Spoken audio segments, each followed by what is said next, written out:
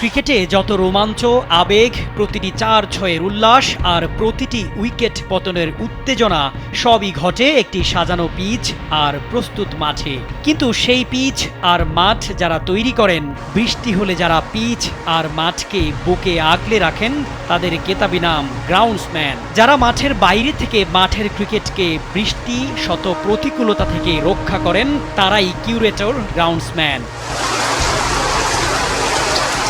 আষাঢ় শ্রাবণ মাস, আকাশে মেঘ জমলেই টেনশন বাড়ে।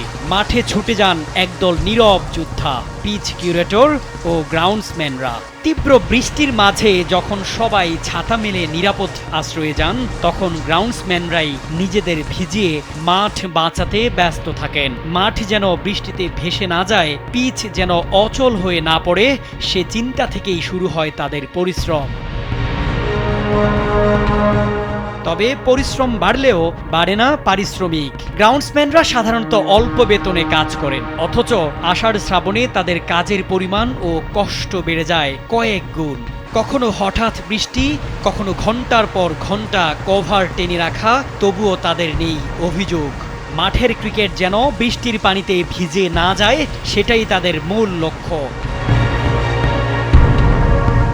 ম্যাচ চলাকালে রোদ, বৃষ্টি, বাতাস কিংবা শিশির, সব পরিস্থিতিতে তাদের চৌকস সিদ্ধান্ত মাঠকে বাঁচায়। দুর্ভাগ্যজনক হলেও সত্য, ক্যামেরার বাইরে থাকা এই মানুষগুলোকে নিয়ে আলোচনা হয় খুব কমই।